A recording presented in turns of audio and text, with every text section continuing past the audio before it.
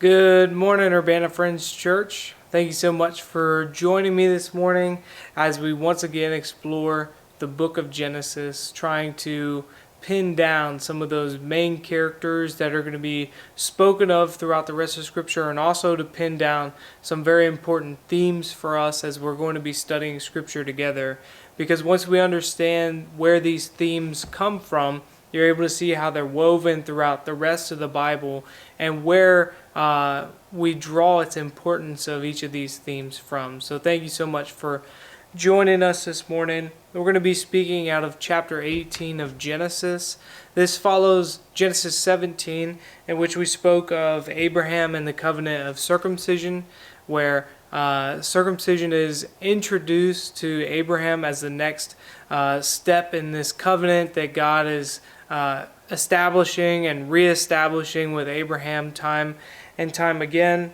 Chapter 16, you saw Abram and Sarai unable to have a child, and God had promised them a child through the covenant in chapter 15. And so in chapter 16, they think to themselves, well, we are unable to have a child because of our old age. And so Sarai gives her husband Abram one of their slaves to lay with, that through this slave woman they might be able to have a child.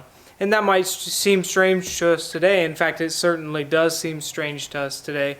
But in that culture, it was not something that would have been unheard of. And so Abram took a second wife in Hagar and made Hagar, the slave woman, one of his wives. And through Hagar, Abram does have his first child, and he names that child Ishmael.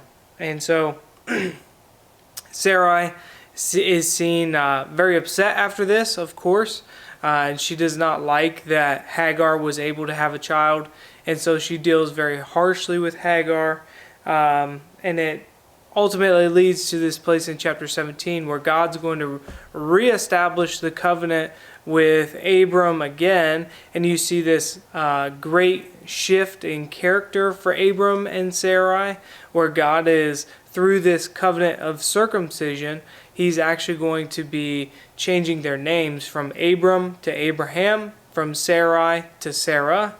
And he once again promises that those two, Sarah and Abraham, are going to have a child together.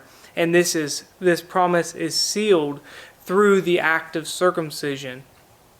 Circumcision is something that is cultural and something that we still practice, some today, some choose to, some choose not to. But what was happening there, and the deep underlying meaning, and the thing that we talked about last week with circumcision, is it's the removal of the flesh. And that's something that's important for us today, not necessarily the physical act of circumcision, but the spiritual act of circumcision, in which God is asking each one of us, male and female, to remove our fleshly nature so that we might be able to be under the promise, which requires us to remove ourselves, where our former selves, our sinful selves, are taken from us, baptized, washed away, and we've become new creations in Him, taking on His likeness, Christ's likeness. And this is what's symbolized through the act of circumcision in Genesis 17. And the circumcision that we speak of today is a circumcision of the heart, that we might become new creations today, taking on Christ's likeness and removing our own fleshly selves. And then you get the continuation and 17:15 through the rest of the chapter, where God is continuing with this covenant that's being given to Abraham and to Sarah, that they will have a son named Isaac. And so in chapter 18 is the text that we're going to be focusing on today. It's a very unique passage, and I hope that you enjoy our discussion today. Let's go ahead and pray over the text that we've been given. Lord, thank you so much for this time and this space that I'm able to share with my brothers and sisters through this wonderful piece of technology called the internet. Lord, I just ask that you bless our time together and that you're able to teach us what it is that we ought to know. I ask this in your Son's precious name. Amen. So in chapter 18, like I said, you have this build up to where we've gotten to the place of the covenant as signed through the circumcision, and then you get in 18:1. And the Lord appeared to him, Abraham, by the oaks of Mamre, as he sat at the door of his tent in the heat of the day. And so, in chapter 17, you are given the covenant. And after the covenant is given, you see in chapter 18 that Abraham is visited by the angel of the covenant, or the Lord who is giving the covenant to Abraham. And the Lord actually visits with Abraham in the heat of the day. Verse 2, he lifted up his eyes and looked, and behold, 3 men were standing in front of him. When he saw them, he ran from his tent door to meet them and bowed himself to the earth and said, O Lord, if I have found favor in your sight, do not pass by your servant. Let a little water be brought, and wash your feet, and rest yourselves under the tree, while I bring you a morsel of bread, that you may refresh yourselves, and after that you may pass on, since you have come to your servant.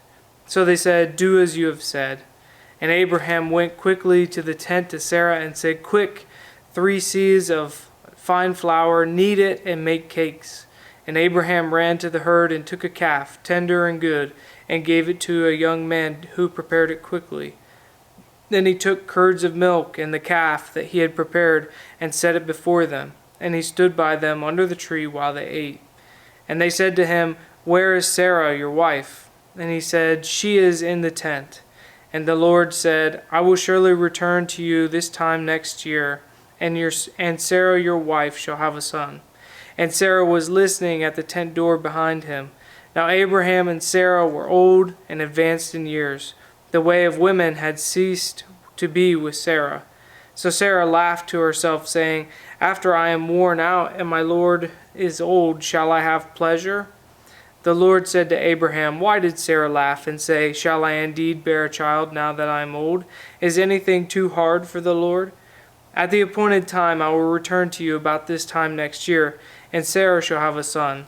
But Sarah denied it, saying, I did not laugh, for she was afraid. And he said, No, but you did laugh.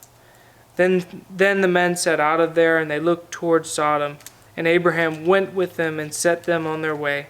And the Lord said, Shall I hide from Abraham what I am about to do, seeing that Abraham shall surely become a great and mighty nation, and all the nations of the earth shall be blessed in him?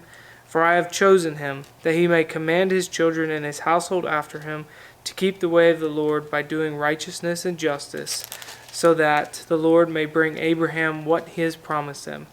Then the Lord said, Because of the outcry against Sodom and Gomorrah is great, and their sin is very grave, I will go down to see whether they have done altogether according to the outcry that has come to me, and if not, I will know. So, what exactly is happening in the passage so far?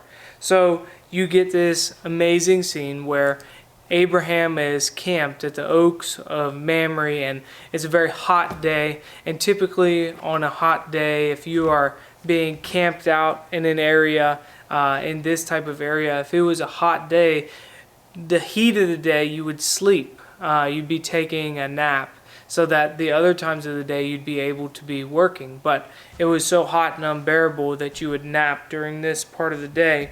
But Abraham was being especially gracious to his neighbors and to all of those who may be passing by. And so during the heat of the day, he was looking to be hospitable. When most people would be sleeping, he was staying up so that if anyone would pass by, he could provide them a cool drink, to wash their feet, or to give them something to eat. And this is an extraordinary effort that is not often seen, and would be something that would be extremely praiseworthy. And as he's sitting there looking to be hospitable, 3 men appear in front of him. And when he saw them, he he doesn't just walk or invite them over to his tent door. He instead runs to them and asks them to stay with him. to feed them, to give them something to drink, to give them a place of rest. And when the trio, when they agree to stick around, Abraham then quickly goes to the tent and tells Sarah, quick, bake some bread. He goes to his herd and he takes a spotless calf, a young calf, and has it killed and prepared so that they might eat, gets them some cool water to drink from. And then Abraham feeds them and stays in their presence that they might talk, and that the lords, as he's recognizing that they are people of special status, he allows them to eat and he stands like a servant around them. It's this amazing passage of hospitality, right? And it speaks to us as well. I'm reminded so often that we live in a time in which people don't really walk around town like they used to. I remember not back in my day at all, really. I'm much too young for this. But I do remember enough in the town that I grew up. We loved front porch sitting because you never know who would walk by and who you might be able to start a conversation with. And that seems like, I'm sure if you're older listening to this, you can relate to that. And, if you're younger, you're like, nobody sits on their front porch ever. And so, this is the idea, though, is that Abraham is sitting on his front porch waiting for someone to walk by, and he doesn't just happen to start up a conversation or ask if they saw the last football game that was on TV, but instead he goes above and beyond, runs out into their presence, and then serves them, asks them to come into his place, his resting place, and instead of taking a nap in the heat of the day, he goes to work that he might serve them and provide them rest. Hospitality. This is the type of hospitality that the Bible calls for, that we ought to be radically hospitable. And in fact, hospitality, when we get to Sodom and Gomorrah, many of you know the story of Sodom and Gomorrah. Maybe you don't, though. The story of Sodom and Gomorrah is that there's these two cities. You heard it at the end of this section I just read. There's these two cities that are absolutely sinful, absolutely broken, terrible, terrible people, and God hears an outcry against them that they have been extremely unjust to their neighbors and to the people around them. And so God is going to go into that town, send angels into that town, and they're going to judge that town, save the righteous people in the town, which happens to be Lot, which is Abraham's nephew. Takes Lot out of the town, but everyone else in the town and the two towns included are completely destroyed, laid flat, destroyed off the face of the earth. Crazy story, right? Crazy story.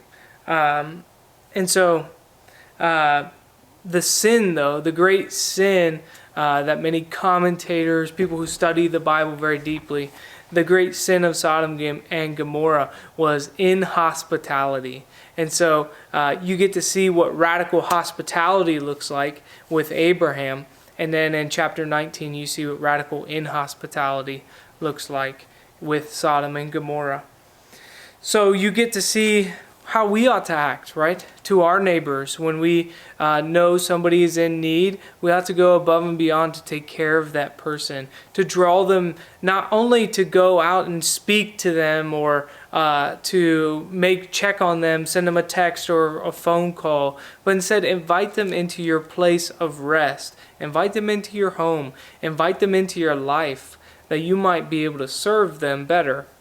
But there's something else that's much deeper going on here when you really start to break it down. You see there in verse 1, it says that the Lord appeared to Abraham by the oaks of Mamre. This is significant because trees throughout the Bible are extremely significant, and trees throughout ancient stories in general are significant. The Bible takes place in a context called the ancient Near East.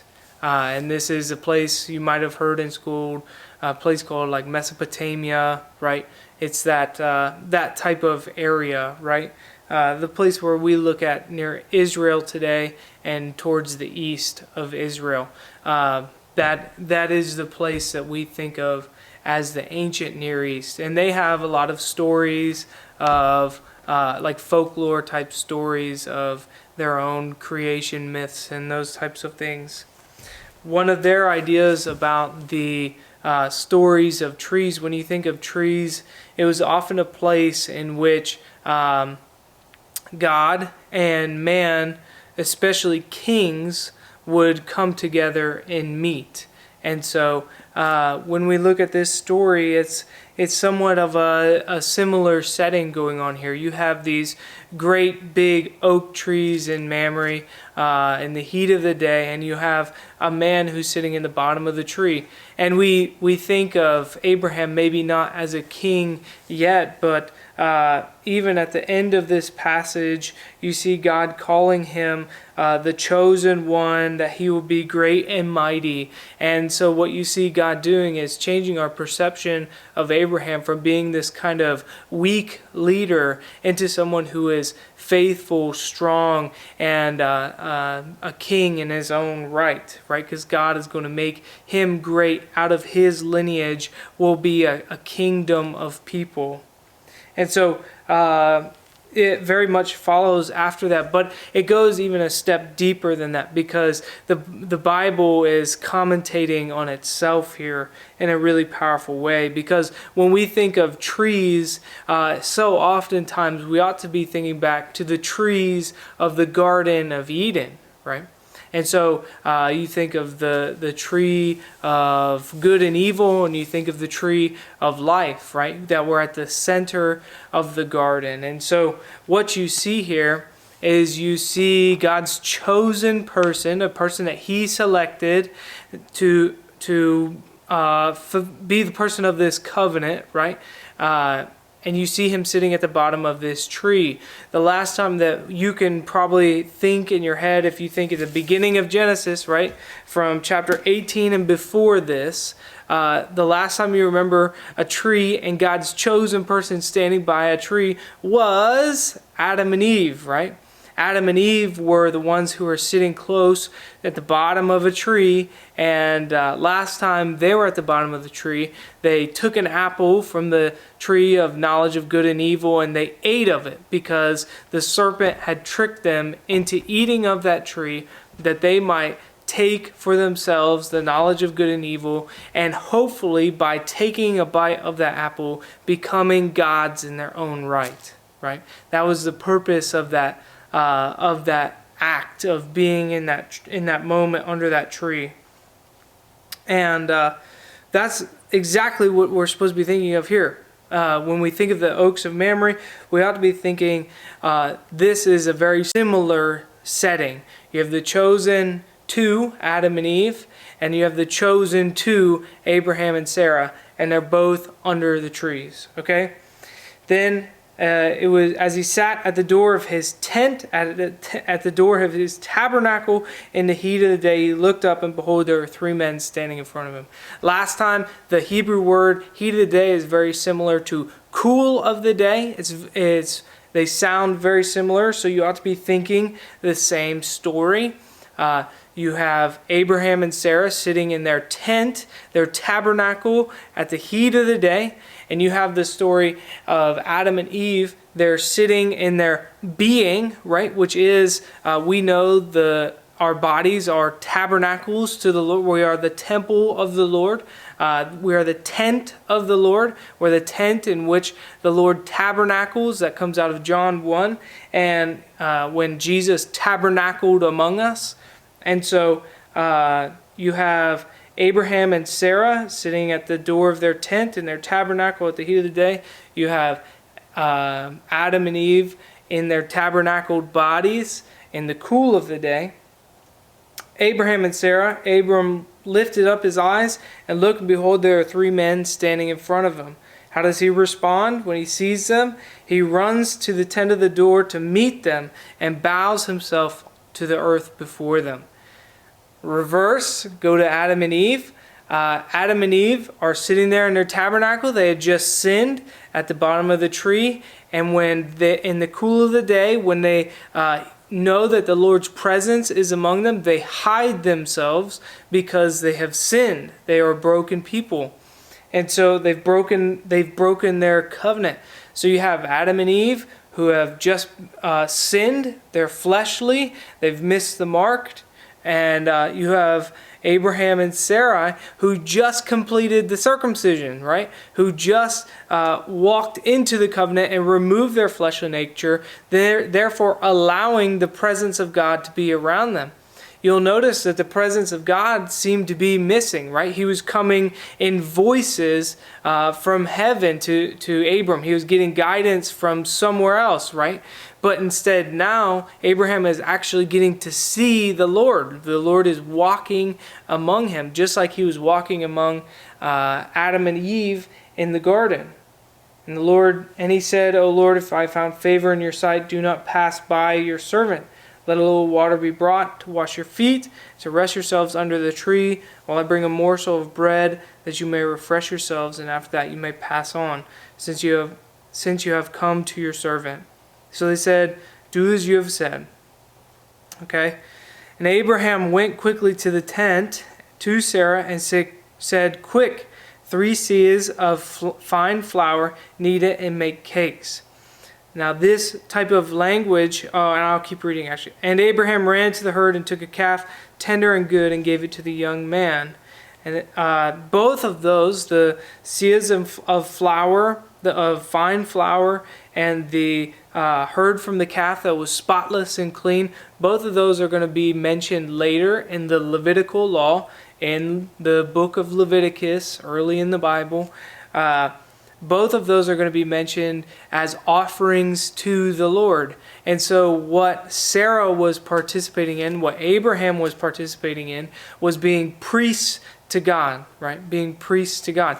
And that's exactly, if you remember back in Genesis 1 and 2, part of the job title of what Adam and Eve were supposed to be to God. They were supposed to be priests to God. They were supposed to, one, have dominion over the earth, but also they were supposed to take care and tend to the garden, which is, when you look at the Hebrew language of that verse where they were supposed to take care and tend to the garden, that language is the language that's also used for priests and for prophets. And then the dominion is the king part, right?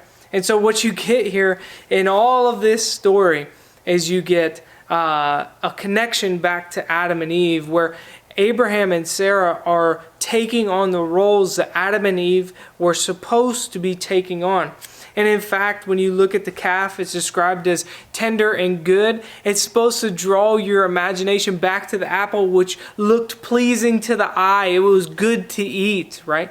And so all of this language, all of this story is supposed to draw you back into the narrative of Genesis 3 when we're talking about the fall of man, right? And also to even before that with just the roles of Adam and Eve, and you see what's happening here.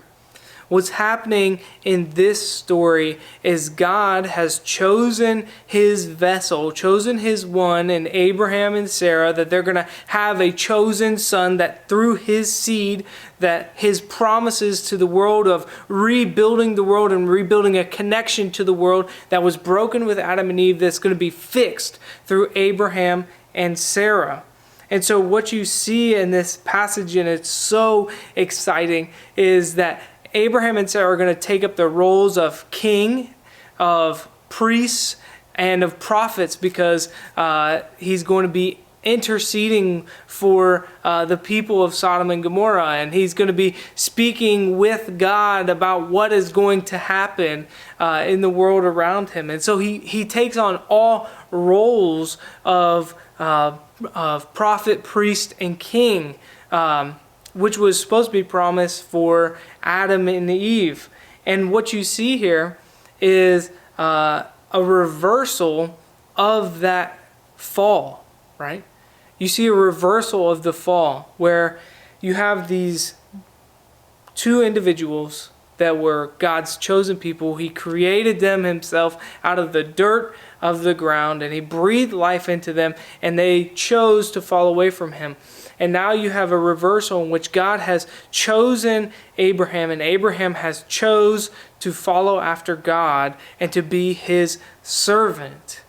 Serving God, bringing him praise, honor, and glory, serving in this earth as prophet, priest, and king. It's a reversal of the fall of man. And this is just a foreshadowing of what is to come, because we know that Abraham is not perfect. We know that Abraham lives a life that is broken. We know he lives a life even though he's a father of our faith and he's looked at as this faithful man. We know that he was not always faithful in everything that he did. And we know that the generations after him are going to be broken people as well. But what you see in this chapter is so amazing, is that Abraham is a foreshadowing of the one to come who is going to be the second Adam, who is going to reverse completely the fall that happened in Genesis 3. And he is going to fulfill the role of prophet, priest, and king to the fullness of what God intended with the garden. And that's going to be Jesus Christ coming in the New Testament.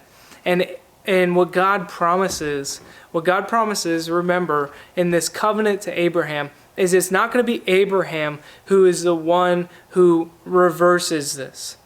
It's not going to be Abraham who fulfills the covenant. The covenant's coming through his seed. The fulfillment of his promises is coming through his seed. And we get immediately a fulfillment of that in Isaac, right? Isaac is going to be the son that this genealogy is going to continue through. But the fulfillment of the promise doesn't come till much later. And that fulfillment of that seed comes through Jesus Christ thousands of years later.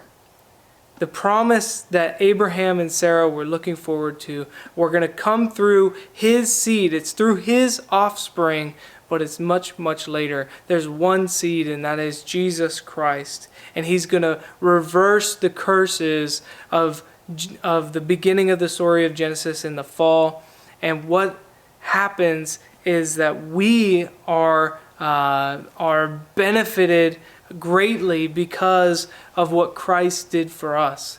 That we're able to now become part of the covenant that God was promising Abraham. Not to have land in the Middle East somewhere, but instead that we're able to take part in the land that God has given for all of the world. That all people might be brought into the holy promised land, which is a land that dwells in the presence of God. All land is God's land. He's poured out his Spirit over every place that the gospel reaches. And so what we do in this is when we come to church in this place with green carpeting everywhere, this is a place in which God interacts with us. He's able to walk among us. His Spirit's able to breathe into this place and give us new life, and we're able to experience that new life in abundance.